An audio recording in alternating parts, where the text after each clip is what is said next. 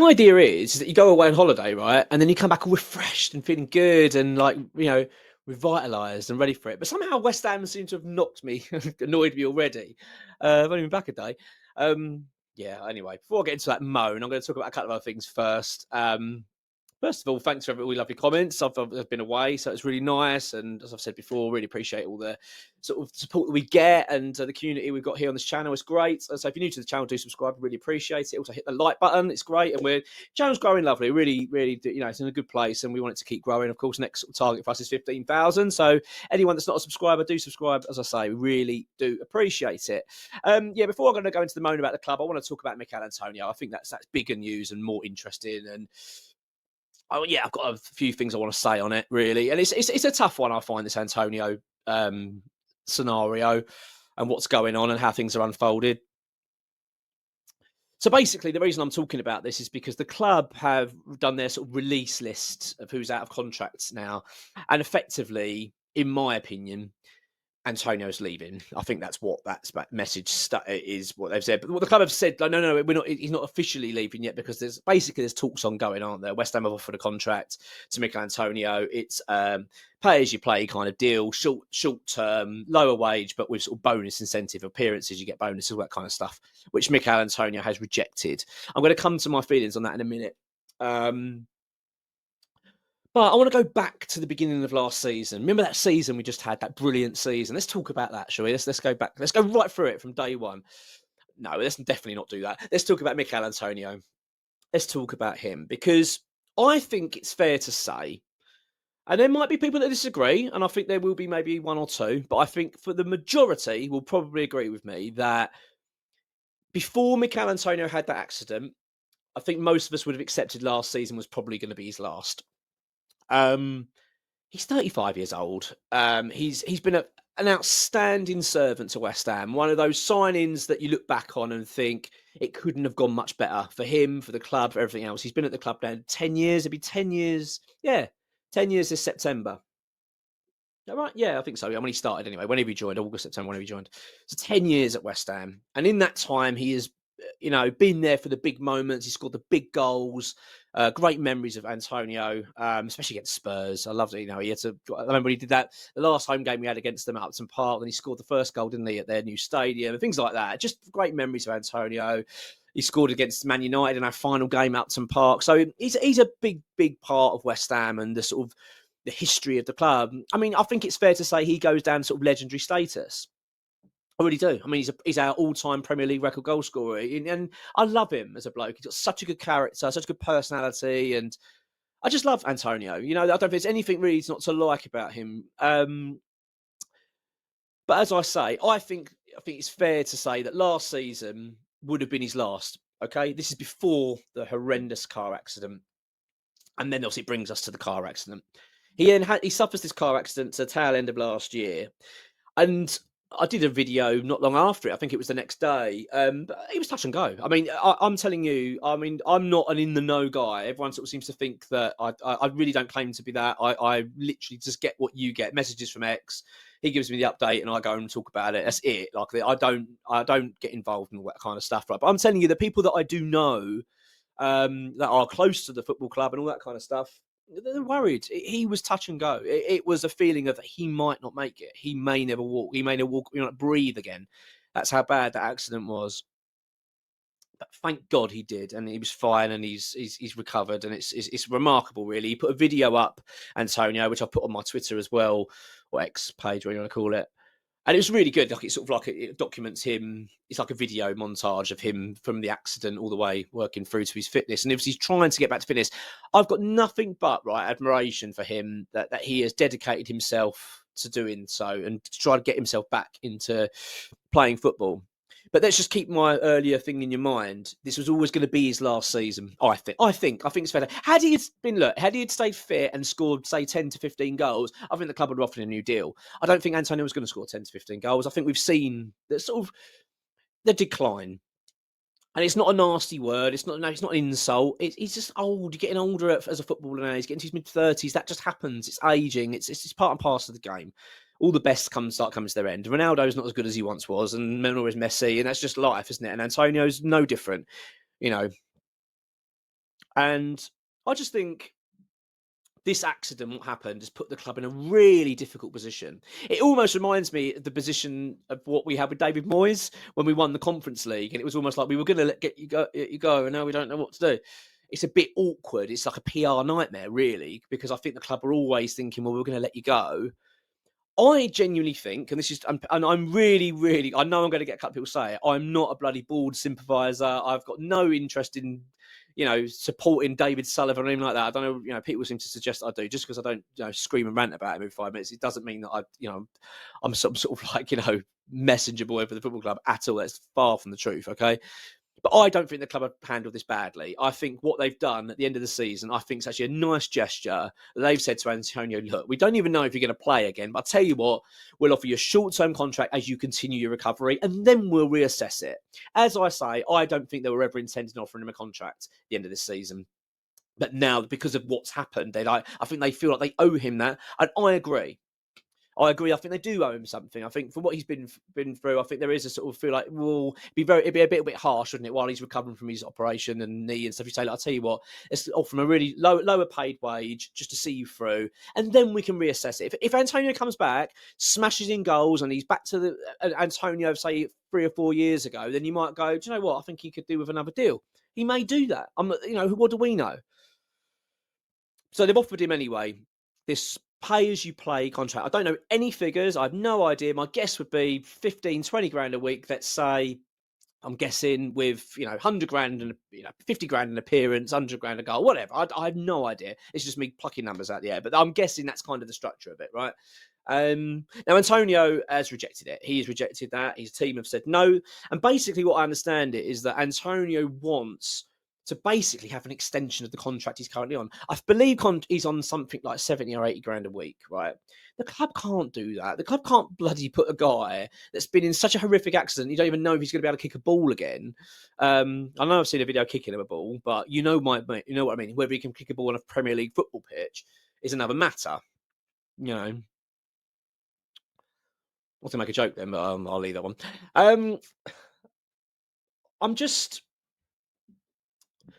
I'm a bit disappointed. I'm going to be honest. I'm a little bit disappointed. I've got to be careful what I say, because I don't want to sound like I'm being horrible to Antonio, because I do love him, as I've said, and I think he's been such a great servant to the club. But I don't like it, the way it's sort of unfolding. It feels a bit sad, I felt that...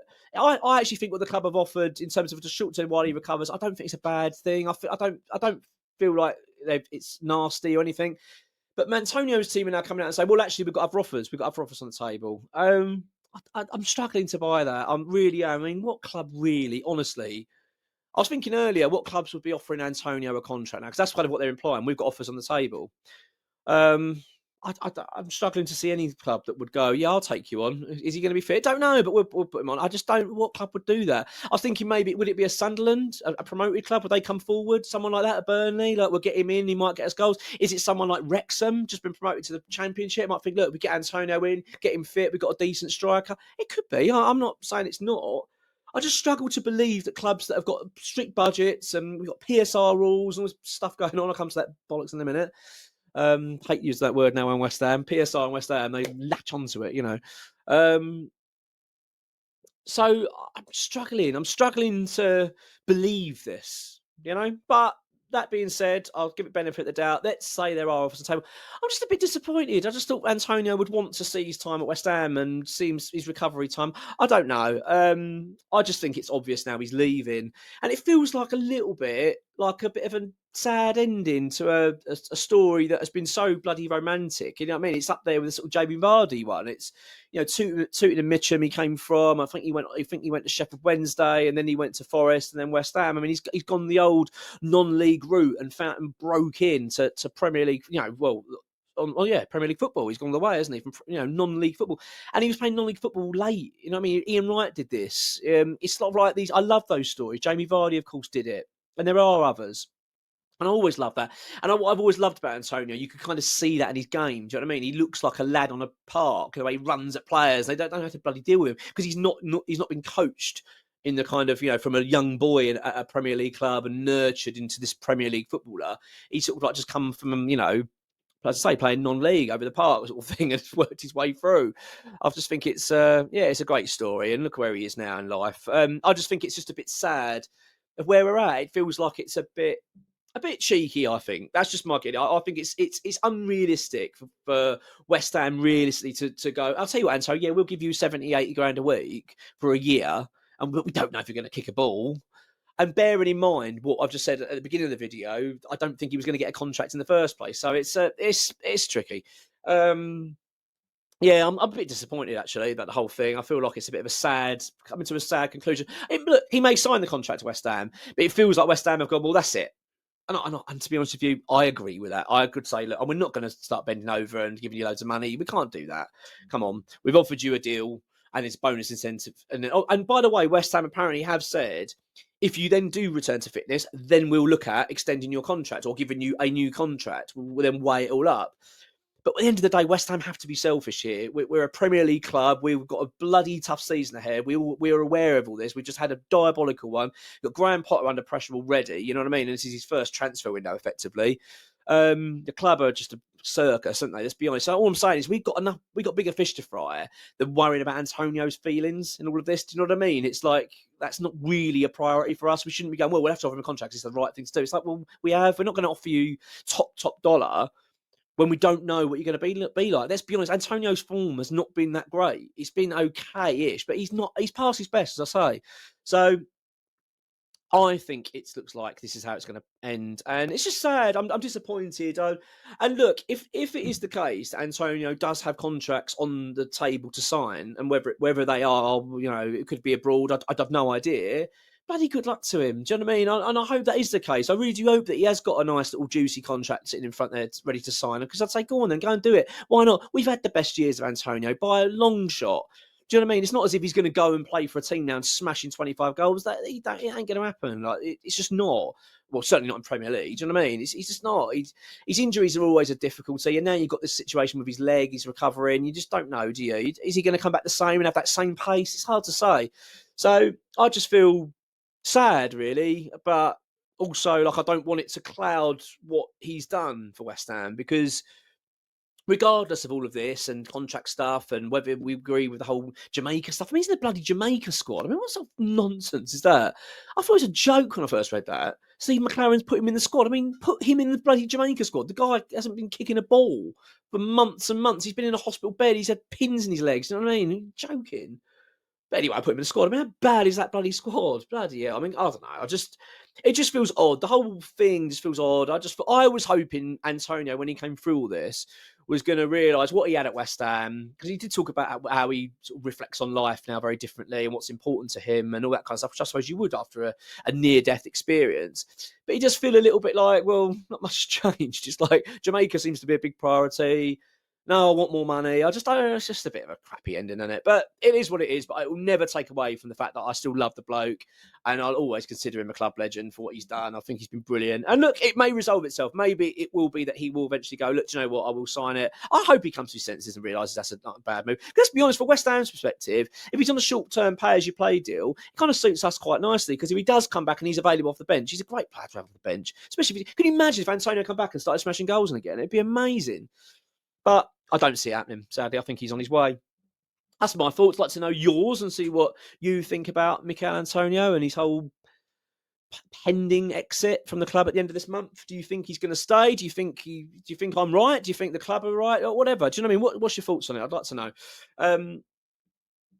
Right, let's talk about the bloody club that's annoyed me. I don't want to talk about this for too long, because I talked about this recently, but I'm really getting so sick and tired of hearing about the fact that we're skint. Oh, God. It's like the first thing I bloody read today. Because I've just come back from holiday. I don't know if I've told you. I've been on holiday. And yeah, I'm just a bit annoyed to keep reading this crap about not having any money. Do you know what annoys me about it? It's not the fact that I'm saying bullshit, you've got tons of money, go and spend it. I get that there's a cash flow issue. It annoys me that they use the line PSR, because we know that's not true. Okay, I don't care what anyone says. We do have it's two different things, right?